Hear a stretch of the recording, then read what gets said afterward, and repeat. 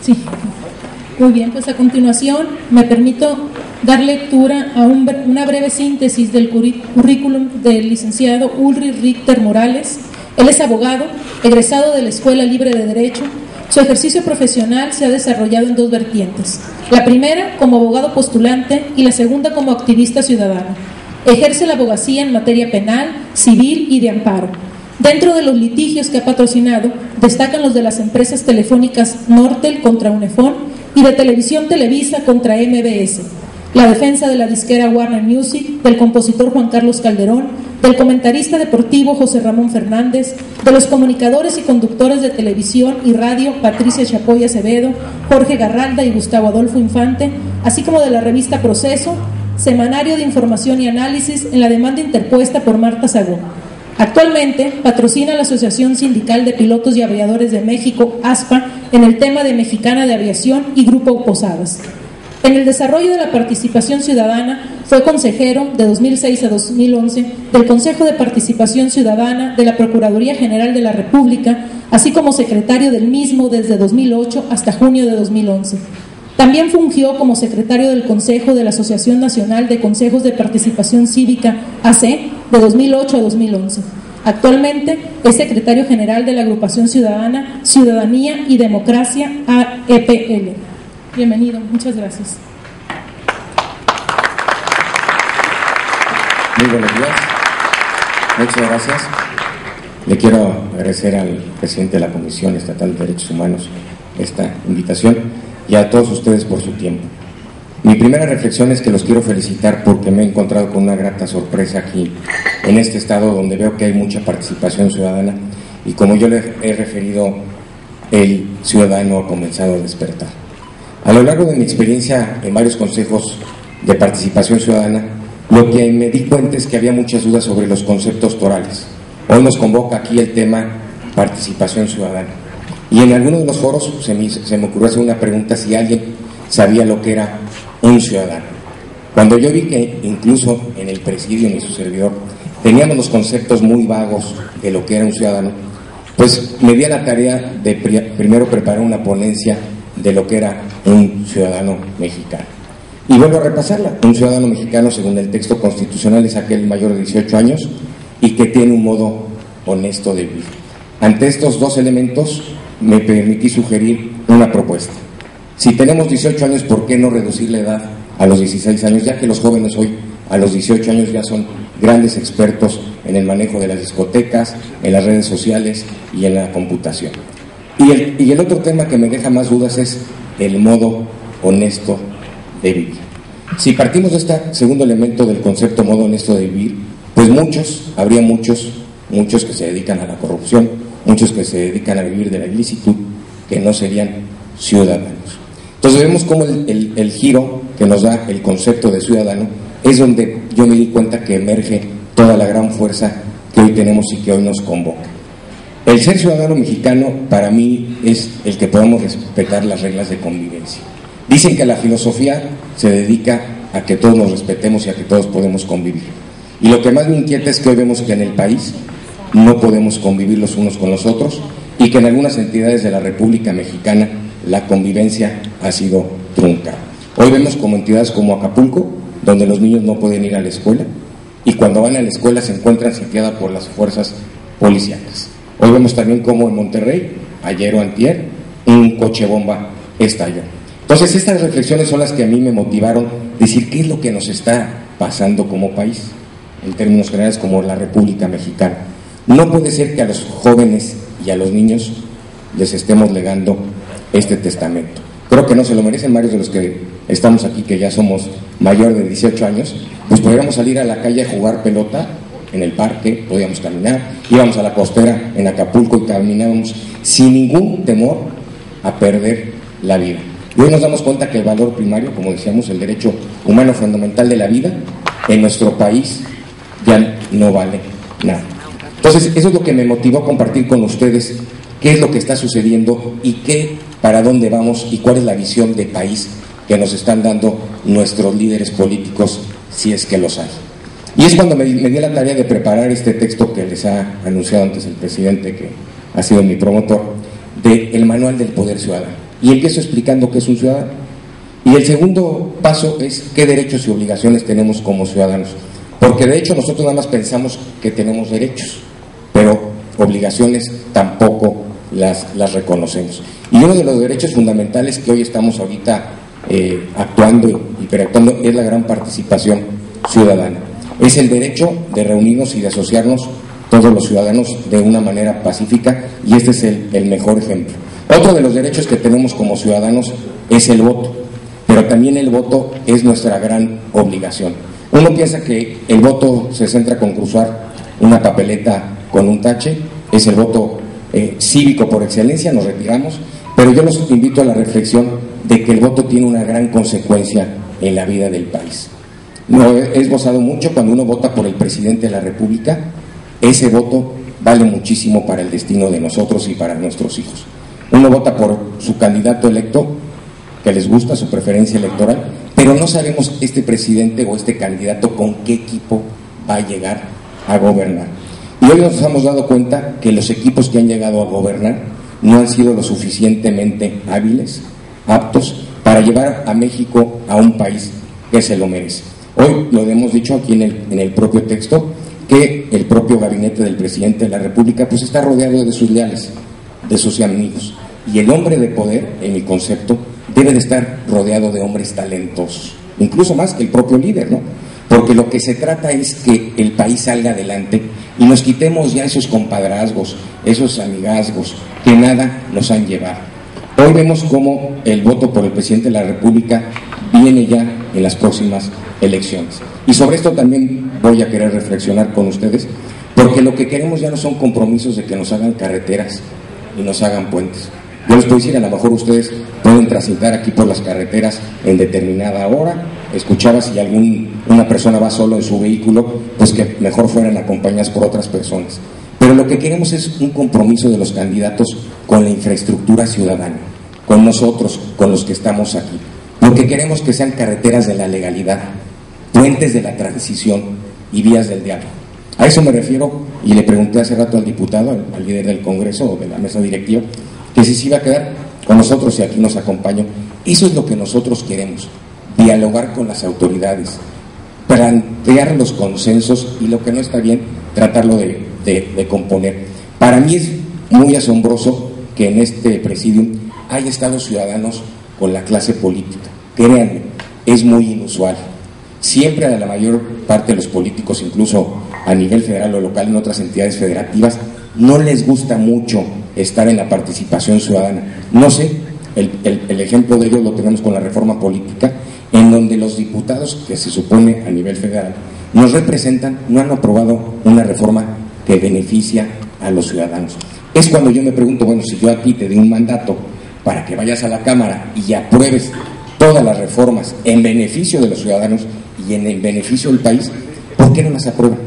Ejemplo de ello tengo la Ley Federal del Secuestro, que se tardaron 11 meses los diputados en aprobar una ley que era en beneficio de los ciudadanos. ¿Eso que nos ha llevado? Que tenemos un gran distanciamiento con los representantes y con los partidos políticos. Y eso hace que hoy estemos nosotros con las dudas y queramos participar. Porque mi pregunta es, ¿a dónde va el país? ¿A dónde los llevan nuestros líderes? Y efectivamente de ahí llego yo a un gran concepto que es la ciudadanía. Y no quisiera que se confundiera la ciudadanía con los ciudadanos, sino la ciudadanía fue un concepto que Marshall, un gran teórico inglés, alrededor de 1950 implementó. Y él decía que la ciudadanía era el estatus de ser miembro de. Fíjense, lo vuelvo a repetir, el estatus de ser miembro, con uno de sus grandes componentes, que era la pertenencia. Cuando llegamos aquí a este lugar a las 9 de la mañana, me permití sugerir que nos acompañara hoy en este evento nuestra bandera. Y efectivamente, lo que queremos motivar en los ciudadanos es el sentido de pertenencia con México. Lo he platicado al llegar aquí con algunos de los compañeros ciudadanos. Cuando uno llega a los aeropuertos en México, en la mayor parte, se encuentra con muy pocas banderas mexicanas. Es increíble que aterrice uno en el aeropuerto internacional Benito Juárez y no encuentre una bandera. Es increíble que uno vaya caminando por Paseo de la Reforma y vea pocas banderas. Es claro que el sentido de pertenencia se ha fragmentado con el país. Y hoy, este es un claro ejemplo, lo tenemos que retomar para volver a querer a nuestro país. Efectivamente llego yo al tema de los valores, de que ahora ya el individualismo es el que permea, ya no es el valor del prójimo, sino yo voy a implantar mis propias reglas, yo voy a conducir el vehículo a la velocidad que yo quiera, yo no voy a pasar la luz roja, yo no voy a pagar impuestos, yo voy a explotar a mis trabajadores. Eso es lo que nos está pasando, que cada uno en lo individual esté imperando sus propias reglas. Entonces quiere decir que no hay un orden y que no podemos convivir. Efectivamente, uno de los grandes teóricos de la política, Bobbio, decía que el fin de la política era el orden. Y si yo volteo y miro hoy a mi clase política y también veo a la sociedad, pues no hay un orden, porque cada uno quiere implantar sus propias reglas y no queremos respetar las reglas de los demás. Entonces, el segundo concepto para mí, Toral, en torno al tema del ciudadano, es la ciudadanía. Es un tema que yo incluso incorporo o hago la propuesta de que sea implementado como una materia en las escuelas para los niños. Platicábamos también hace unos minutos que ya se ha incorporado un poco el civismo, pero ya no le hace falta, porque los valores cuando nosotros éramos niños, que sí reconocíamos, ahora ya no hay valores. Ahora los vicios negativos se han implantado como costumbres. El que no tranza no avanza. Y eso nos lleva a dos grandes factores que tenemos hoy en nuestro país, que son los dos grandes cánceres que han fragmentado el sentido de pertenencia y que luchan por acabar con los ciudadanos mexicanos. Uno para mí es la corrupción y otro es la impunidad. Si empezamos a explorar este tema de la impunidad, pues es dejar sin castigo al culpable de un hecho ilícito. Y yo miro hoy a la clase gobernante y veo que muy pocos elementos de enriquecimiento han sido castigados. Es decir, lo que permea es el país de que no pasa nada, unos se enriquecen, no hay investigaciones y no hay una claridad de lo que se traduce en una falta de Estado de Derecho. Dentro del diagnóstico que yo les esbozo a ustedes es que en nuestro país no hay un Estado de Derecho porque nosotros queremos incumplir las reglas y nosotros queremos promover las reglas en forma personal y no cumplir con las reglas del civismo y de esa de civilidad. Por eso estos encuentros donde ustedes se reúnen y hablan de volver a ser ciudadanos, para mí son muy gratificantes. ¿Por qué lo digo? Porque yo planteo la hipótesis de que en México hay millones de habitantes. Fíjense mi reflexión. Hay millones de habitantes y muy pocos ciudadanos. ¿Por qué? Porque el ciudadano es el que respeta las reglas. El habitante es el que no las respeta. El que no tiene conciencia del otro, el que, como les digo, si me puedo evitar pagar impuestos o si puedo obtener esta licencia a costa de algo, pues voy quebrantando la legalidad y voy quebrantando el actuar. Para mí me da mucho gusto que veo que en este estado hay muchos ciudadanos, a reserva de que en otros hay muchos habitantes. Y por eso tenemos que hacer el primer paso, que todos estos ejercicios de participación ciudadana son de ser habitantes a ser ciudadanos. Y por eso me refiero de que el águila aquí en este estado ha empezado a despertar. Esa es la conciencia que tienen ustedes que transmitir a otros en la participación ciudadana, de que los movimientos ciudadanos son dinámicos, no son estáticos. Este es un pleno ejercicio de las escuelas de ciudadanía que hace mucho algún teórico decía: hay que crear escuelas de ciudadanía, hay que crear escuelas donde se fomente la participación ciudadana y donde se retomen otra vez los valores de la cultura, de la legalidad y del Estado de Derecho. Pero bien, vamos ahora a esbozar qué es la participación. Ya hablamos de lo que es un ciudadano, ya lo hablamos de la ciudadanía, y el tercer concepto fundamental es la participación. Y refiriéndome al diccionario común y corriente, nos dice que es la acción y efecto de participar. Aviso, parte o noticia que se da a alguien, parte que se juega en un número de lotería, billete en el que consta. Yo, partiendo del aviso, parte que se da la noticia de alguien, pues encuentro que en la participación, en este concepto, se encuentra englobado la denuncia que todos los ciudadanos tenemos que hacer, como la famosa denuncia anónima. Pero si bien lo que más me gusta es la parte que se juega en un número de lotería. Y ese es el ejemplo que les quiero poner. Si nosotros ahorita compramos un billete de lotería y tenemos varios pedacitos y los repartimos, pues uno se sacaría parte del premio, otro premio. Lo que se busca es que todos unidos vayamos a cobrar ese gran premio, que ese es nuestro país. La pertenencia, como les había dicho a ustedes hace un rato, se ha perdido ese sentido de pertenencia con México. Ya no hay un amor por la República, ya no hay un amor por lo que es el Estado. sino que vemos ahora que perduran las ambiciones de los partidos políticos por prevalecer sus intereses, por prevalecer las conquistas partidarias, y se deja al lado la lucha ciudadana. Prueba de ello, me remito, es la gran reforma política, que en la reforma política lo que les quiero explicar a ustedes, que son instrumentos que se les dan a los ciudadanos, como la revocación del mandato.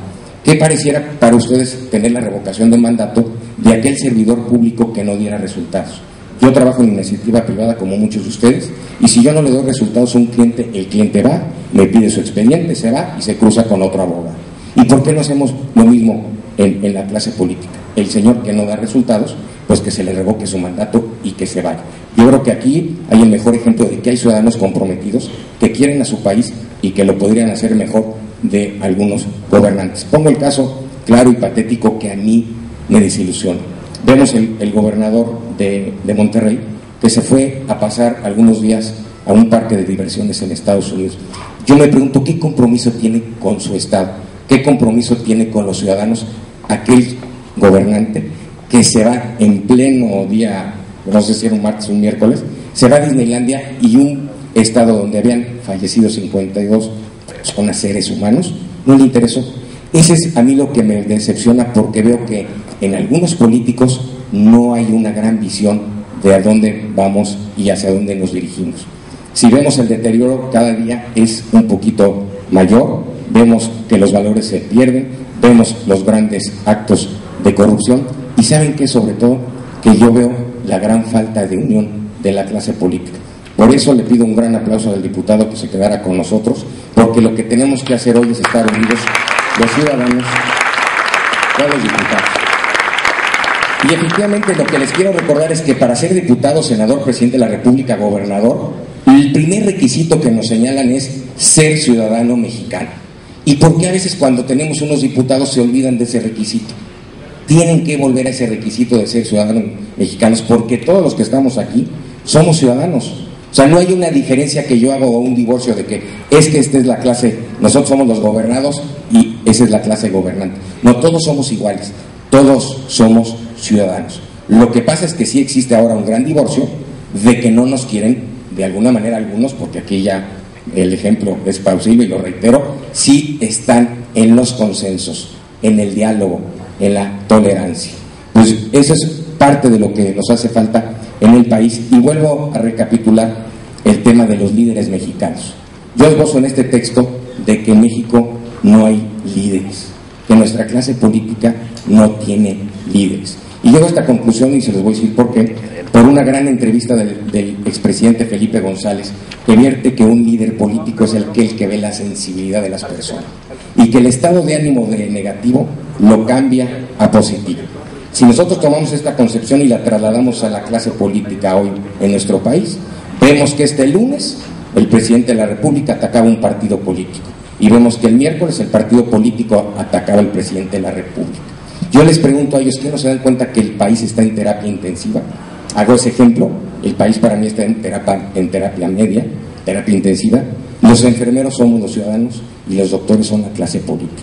La clase política, en lugar de curar al enfermo, se la pasa discutiendo, se la pasa confrontando, y entonces vemos que todo es confrontación, no hay una armonía, no hay una concordia que nos lleve a un rumbo definido del país. Y por eso, Severo, ¿qué líder ustedes me pueden decir? A lo mejor estatalmente, que yo no lo conozco porque no soy de este estado, hay líderes que sí quieren unir a los mexicanos, pero si lo vemos a nivel presidencial ahora con los candidatos, vemos cómo son los ataques encarnizados, cuando el país, como diría Beatriz Paredes, se nos está deshaciendo de las manos. Y en lugar de curarlo, en lugar de hacer una gran cruzada de participación ciudadana como la que ustedes están haciendo hoy, en lugar de hacer una gran cruzada por la educación cívica del país, todos son confrontaciones, todos son pleitos, todos son ataques. Entonces no hay tolerancia, no hay consensos, no podemos transitar por la vía que no es del diálogo. Y por eso cito la experiencia de España. En España, cuando pasan de la dictadura a la democracia, vienen los partidos políticos y se reúnen todos y dialogan y consensan en ceder algunas de sus pretensiones con un único fin, que su país avance. Entonces es lo que yo le digo a la clase política: hay un bien supremo, quería referir ya como amigos y amigas a mi última reflexión. El amor a la República, decía Montesquieu, y lo definía que es una de las virtudes de todos los ciudadanos. Este amor a la República, al Estado, a nuestro México, a la República Mexicana, hoy se ha perdido. Vemos que los servidores públicos y los ciudadanos, porque todos somos culpables, vemos que ya no hay ese amor. Hoy aquí veo que sí hay una participación ciudadana, que sí están trabajando por su país y que esa es la gran fuerza que va a sacar a este México adelante.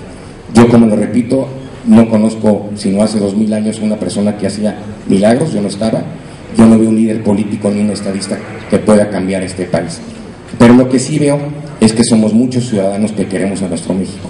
Para mí ese es el poder ciudadano, por eso se llamó ese texto así, y ese texto tiene su concepción y tiene su origen en una definición de Thomas Hobbes, que describía, cuando hablamos del poder y hablamos de Aristóteles y hablamos de Maquiavelo, él decía que el poder más grande de los seres humanos era cuando estamos unidos por mayoría y se crea el Estado y se crea la República. Yo no conozco, discúlpenme, otro poder que vaya a revertir la crisis que hoy vivimos, o que haya un estadista que nos pueda revertir esta gran crisis y que tengamos un futuro mejor para nuestros hijos y mejor para los jóvenes. Y para mí la única solución es el poder de los ciudadanos, que todos unidos, como aquí se encuentran, luchemos por un solo objetivo, que es México. Para refrendar y para terminar, Montesquieu nos decía que para él el amor a la República la definía en una sola frase que quiero dejarles grabada: el bien público por el bien propio. Si esta frase las encontráramos en todas las oficinas de gobierno, que era, mira, el bien público por el bien propio, yo creo que nos iría mejor a todos. Cualquiera de ustedes que fuera a pedir un permiso, una licitación, una gran concesión, cualquier servidor que dijera, mira, si tú cumples esta frasecita, el bien público por el bien propio, automáticamente ahorita te despacho tu asunto. Pero si no lo cumple porque nada más es el bien propio en contra del bien de los ciudadanos, pues regrésate con tu carpetita y vuélvela a cambiar. Yo creo que esos son los valores que se han perdido hoy en nuestro México, que se quiere imponer el bien propio por el bien público. Y lo que tenemos que hacer hoy en nuestro México es retomar el bien de los ciudadanos, el bien de nuestro país por nuestros hijos. Muchas gracias y que Dios los bendiga a todos ustedes.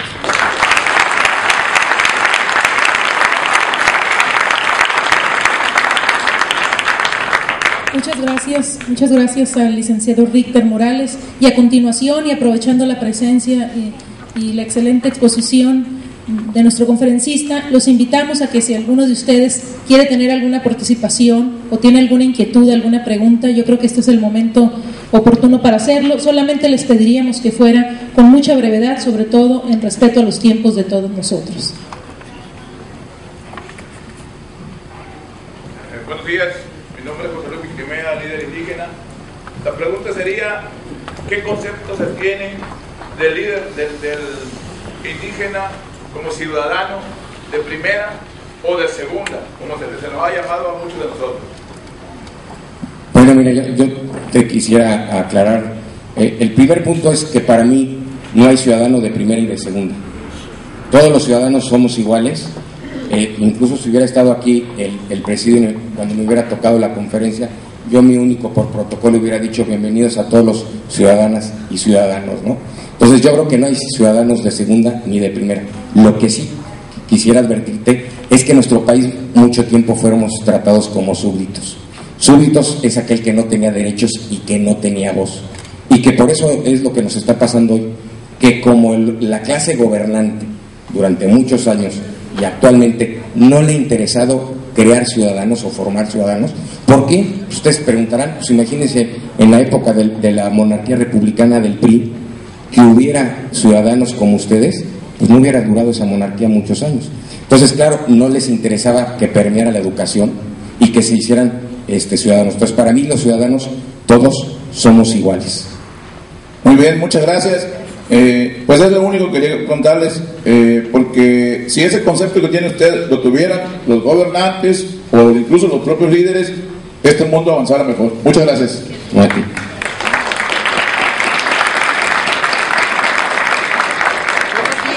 yo represento a la Universidad de Occidente y mi pregunta para usted es, ¿qué opina usted del bien común? Bueno, hiciste una muy buena pregunta, que no es por presumirles, pero en el libro se habla del bien común. Y el bien común, decía Aristóteles, que ese era el fin de la política, el bien común, el bien de todos. Y había algunos críticos de Aristóteles que decían, oiga, ¿cuál es el bien común de una persona? ¿O cuál es el bien común para otro? Y yo lo traigo, cuando hablo del fin de la política en el libro, traigo ese concepto, el bien común y el de Bobbio, el orden. Si yo traslado el bien común de esa concepción como fin de la política, que valga la pena recordarlo, dice Aristóteles, uno de los grandes clásicos y filósofos y políticos, dice el bien común, el bien de todos, y el orden que decía Bobbio, yo lo traslado a la realidad mexicana y le pregunto a la clase política, ¿qué le contestamos a 40 o 50 millones de pobres? Porque efectivamente parte de nosotros pues no nos dedicamos a la política, pero ese es el legado que le estamos dando, ¿no? O sea, el bien común, ya no hay bien común, ya es el bien propio, ¿no? En lugar del bien público. Pero eso yo los invito a que retomemos todos precisamente esos valores, esos fundamentales, donde las decisiones del gobierno sean por el bien de los ciudadanos, sean por el bien público. Y les pongo dos ejemplos. Ahorita estamos viendo cómo Grecia, cómo los ciudadanos se están rebelando a las políticas austeras que están imponiendo. Y el propio primer ministro Papandreou, ¿saben qué dijo un día? A final de cuentas, los platos rotos los pagan los ciudadanos. Pero ya vimos también que el jueves cayó un gran dictador de 42 años que estuvo perpetrado en el poder, Gaddafi. ¿Y quiénes fueron los que lo derrocaron? Los ciudadanos. ¿Quieren otro ejemplo más? ¿Quién hizo que ya no continuara Mario Marín en el gobierno de Puebla? No Mario Marín, sino algún subalterno, algún ahijado, los ciudadanos. ¿Por qué? Porque ese asunto llegó a la Suprema Corte de Justicia de la Nación, ustedes lo recordarán, para que se hiciera justicia, como el caso ABC de los 43 niños que lamentablemente perecieron. Y vemos, como yo les decía, que lo que impera es la impunidad. El señor Mario Marín salió sin que fuera castigado por nuestro órgano supremo de impartir justicia. Pero para que se alarmen más, ¿saben cuál es el presupuesto del Consejo de la Judicatura Federal, que es la Suprema Corte que vigila a los jueces en este año? 33,000 millones de pesos. Entonces yo me pregunto, bueno, este señor tiene 33,000 millones de pesos en el Consejo de la Judicatura Federal, que nos den a nosotros la mitad. ¿Para qué? Para formar ciudadanos. Porque formando ciudadanos vamos a quitar muchos pleitos y vamos a quitar muchas controversias, porque vamos a tratar de respetar al prójimo. Pero volviendo al tema de Marín, el voto de los ciudadanos fue el que decidió: ya no quiero que continúe la dinastía de Marín, o ya no quiero que continúe la dinastía como la gente de Oaxaca. Vean qué tan importante es nuestro voto. Pero eso sí, ahorita como vienen las votaciones, ahora sí se van a acercar los grandes partidos políticos para atender al electorado. Pero por eso es mi exigencia. Lo que pedimos son infraestructuras a nuestros temas, a la participación ciudadana. ¿Qué nos vas a dar tú, partido político, pero para formar ciudadanos, para la educación cívica del país, para la ciudadanía, para el diálogo, para la tolerancia, para la concordia entre los mexicanos? Y eso es lo que vemos, que hoy no hay concordia entre nuestra clase política, si no hay pura confrontación. Y créanme, así no vamos a poder salir, solo con la fuerza de todos nosotros, como es la que hoy está aquí, que venimos de alguna manera, como diría Sartori, que me faltó darles ese punto de que Sartori decía que la participación ciudadana es cuando uno voluntariamente acude. Aquí no hubo ninguna movilización, yo no vi que llegaran los camiones de un partido político para llenar este auditorio, ¿no?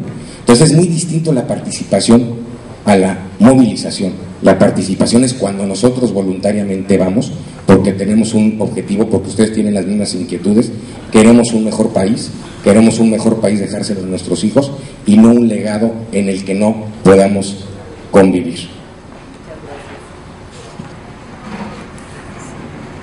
Buenos días. Liliana Castro, directora de la organización Save the Children aquí en Sinaloa. Si ser ciudadano mexicano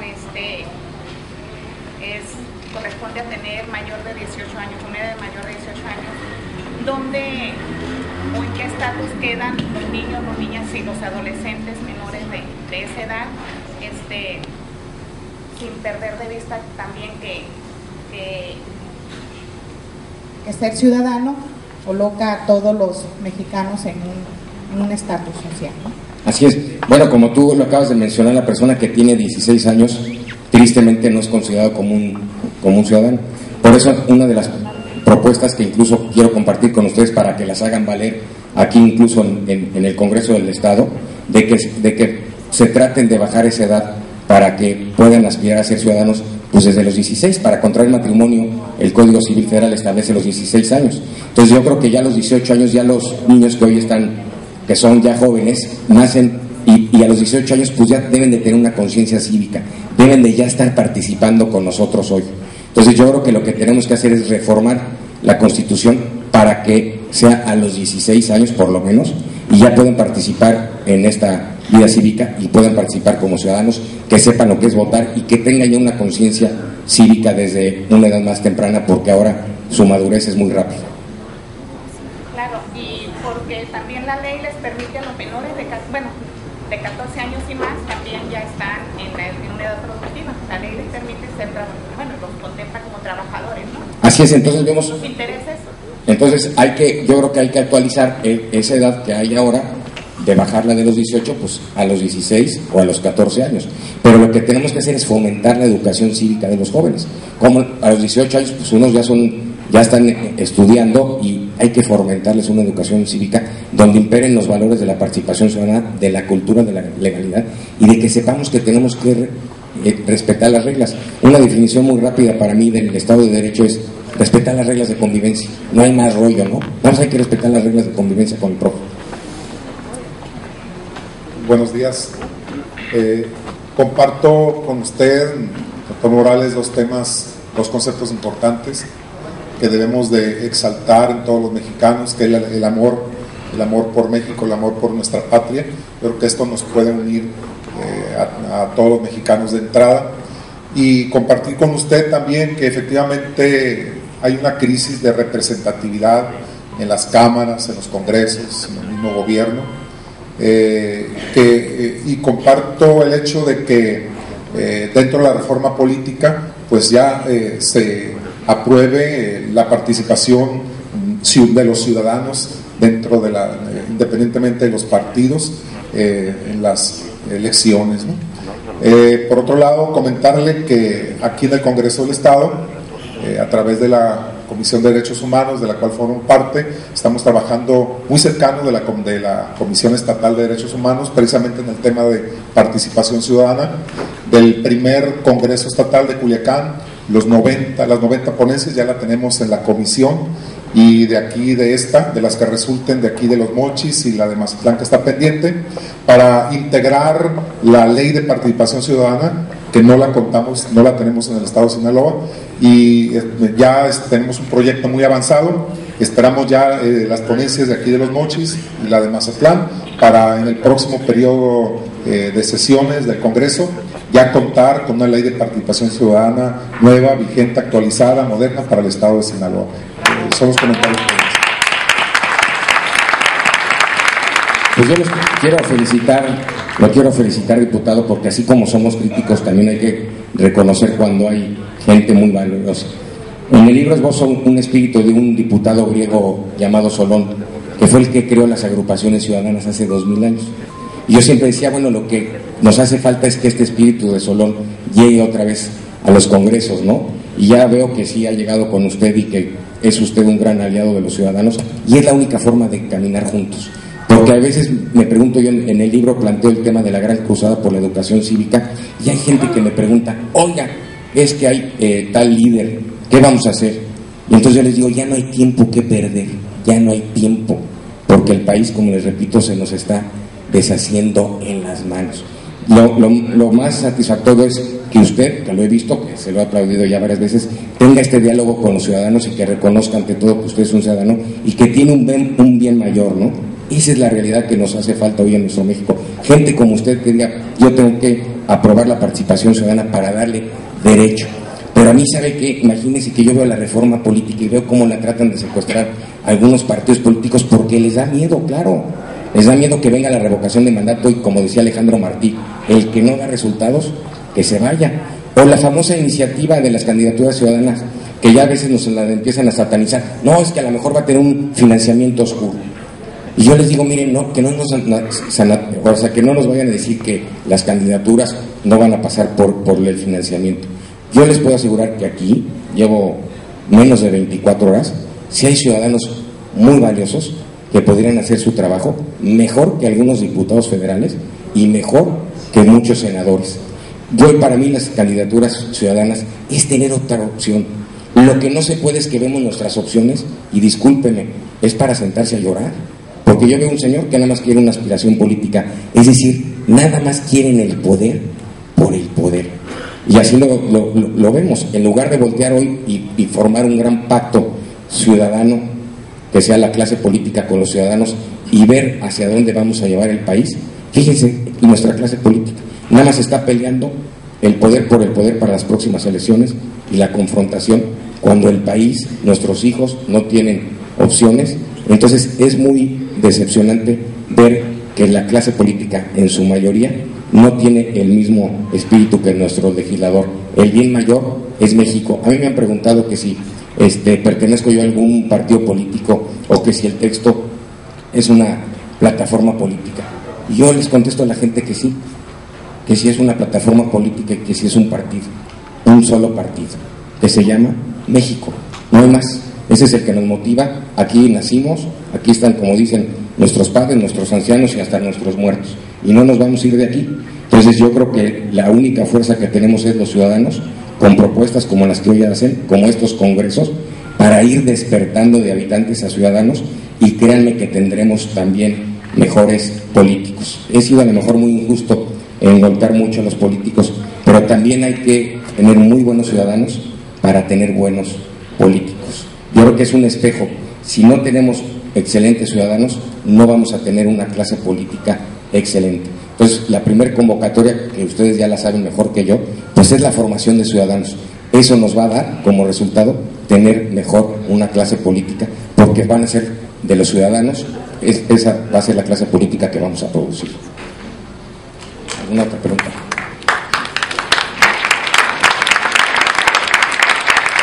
La confianza, de alguna manera su exposición nos lleva hacia allá, pero también cómo se construye la conciencia, porque yo me acuerdo que en el 68 nosotros fuimos participantes de ese momento, un gran movimiento social que dio un vuelco a las formas autoritarias de gobernar. Entonces necesitamos recobrar esa confianza que tuvimos aquellos jóvenes que participamos en aquel momento para modificar el estatus en el cual hemos estado viviendo. ¿Cómo se construye la conciencia y cómo se construye la confianza? Muchas gracias por tu pregunta. Bueno, efectivamente el movimiento 68 es un gran movimiento de los estudiantes, y yo quisiera reflexionar sobre otro movimiento que fue el terremoto que vivimos en la Ciudad de México en el año del 85. Ese movimiento del terremoto ha sido catalogado como el ejercicio de participación ciudadana más grande de los mexicanos. ¿Por qué? Porque ante el terremoto, el jefe de gobierno, que era Ramón Aguirre y Miguel de la Madrid, quedaron rebasados de la gran tragedia, y quien de facto ocupó el rescate de todo el tema del temblor y terremoto fuimos los ciudadanos. Entonces ya llevamos dos ejemplos muy claros donde la fuerza ciudadana sí podemos. Para mí, aquí hay más expertos que yo, pero yo creo que con todos estos foros ciudadanos es la única conciencia que vamos a hacer para crear la participación ciudadana. Pero tú hablas algo de la confianza. Yo creo que la confianza se predica con el ejemplo. Aquí tenemos al presidente de la Comisión de Derechos Humanos con los ciudadanos, a varios diputados con los ciudadanos. Yo creo que ese es el mejor ejemplo. Y eso es lo que le reclamo a mi presidente. ¿Por qué no ha aplicado el Estado de Derecho? Porque si nosotros, lo que tú hablas del ejemplo es toral. Yo hace unos meses vi una nota que salía el secretario particular del señor presidente de la República con un departamento de $2 millones. ¿Ustedes supieron que se investigara? ¿Que se diera vista al Ministerio Público? ¿Que la Procuraduría dijera algo?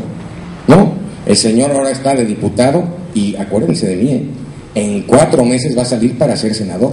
Entonces, si el señor presidente de la República no empieza con el ejemplo, ¿qué más quieren? O sea, lo que nosotros necesitamos son estos líderes que empiecen con el ejemplo del amor a su país, y no de que el señor es el presidente de los mexicanos y no actúe como jefe de un partido político en la confrontación y en la discordia. Él tiene otro objetivo que ver hacia futuro por el bien del país. Yo te pongo el ejemplo, si nuestro presidente, si el gobernador, si cualquiera empezamos con el ejemplo de que mira, aquí el que se robó, por decírtelo, las 2 macetitas, llegó el gobernador y lo enjuició. Eso es lo que nos va a dar confianza. Lo que pasa es que, como tú bien dices, no tenemos confianza porque es el país que no pasa nada. Así es. Vemos cómo se roban una cosa, vemos cómo se roban otra, vemos cómo grandes corporaciones hacen algunas cosas que no son debidas, y no hay un ejemplo de que el presidente ponga un alto, que yo lo digo simplemente, no es un autoritarismo porque así no la quisieron vender, es que en la alternancia ya no impera el autoritarismo. No, señor, lo que queremos es que se aplique el Estado de Derecho. Si mi secretario particular hubiera robado, pues yo lo hubiera puesto a disposición de la Procuraduría y le digo, mira, no solo te quito la amistad porque me engañaste. El otro día me ponen un ejemplo, ya para no aburrirnos muy rápido, de que me decían, oiga, usted vio cómo le aplaudían a Rodrigo Medina toda la cúpula del PRI, sus amigos. Le digo, esos no son sus amigos, porque yo a un amigo mío le digo, oye, maestro, la estás regando. Entonces vemos que no hay una ejemplificación. Si cualquier líder del partido político del PRI dijera, yo no estoy de acuerdo con Rodrigo Medina, no estoy de acuerdo con su política, creo que empezaríamos a tener confianza en estos líderes políticos. Pero si vemos que un señor que no gobierna, que el clamor popular es que se vaya y le aplauden, pues por eso no vamos a tener confianza. Por eso yo creo que la confianza, nuestra única esperanza, perdónenme que así lo diga, es la fuerza de los ciudadanos, porque ya no tenemos confianza, porque no hay un ejemplo que digamos, este sí es un político que aplica la ley sin ningún distingo, y a los amigos también los ha enjuiciado. Entonces no tenemos un ejemplo, te lo digo con una gran tristeza, de que en México se aplique en este sexenio el Estado de Derecho. Es el robadero de todos los robaderos, de todos los niveles. Entonces, si desde arriba no impera que se aplique el Estado de Derecho, ¿qué te esperas abajo? Entonces yo creo que la única motivación que tenemos, la única confianza, es el ejemplo de nosotros. Cuando la clase política vea que tenemos una clase ciudadana fuerte y que verdaderamente, como lo sustentamos en el libro, es el poder de los ciudadanos. ¿Y saben por qué es el poder de los ciudadanos? Porque somos más los que queremos un mejor México, somos más los que queremos convivir, somos más los que queremos vivir en paz. Por eso esa es la gran fuerza, porque no tenemos otra. Y muchas gracias por tu pregunta. Soy Marta Georgina Orozco, represento al Parlamento Ciudadano de Culiacán y quiero agradecer públicamente a Alicia María Sánchez, que fue la que hizo posible que estemos convocados aquí en esta mañana, tanta gente de Mochis que quiere participar, que son gentes que quieren un Sinaloa mejor. Muchas gracias, Alicia María, por esa entrega y esa participación. Y no es una pregunta la que quiero hacerte, es una sugerencia.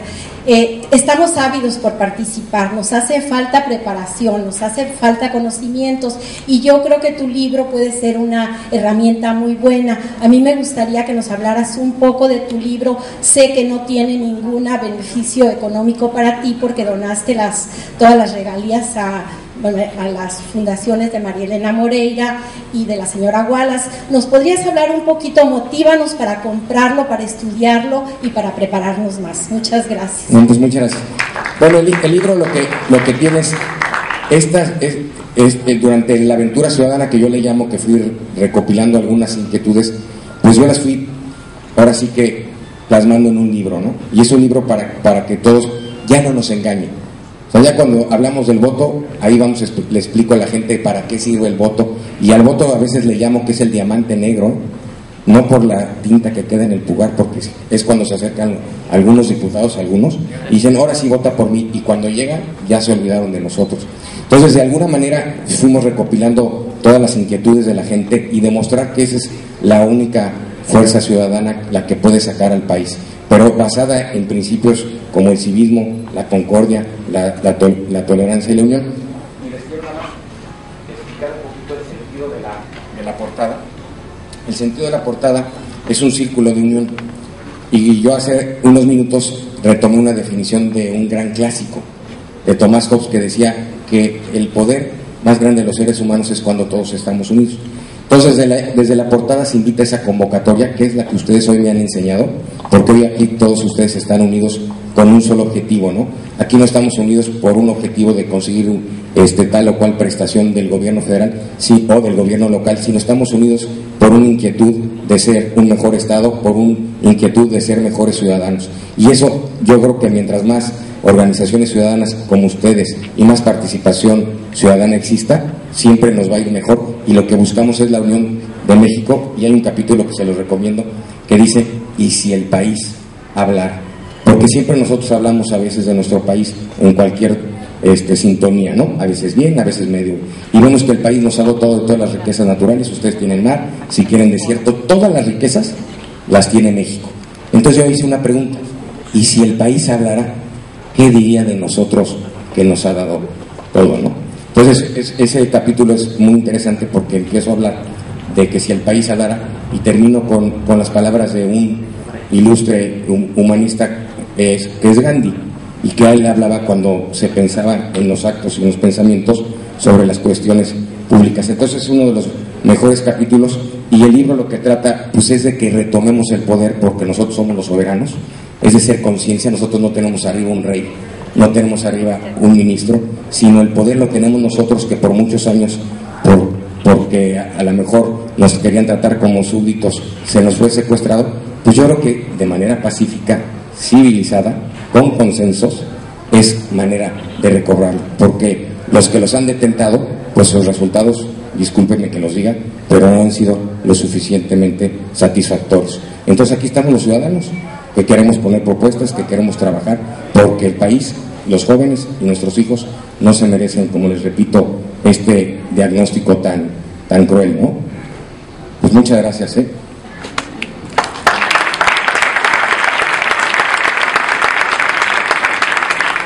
Muchas gracias por todas sus participaciones.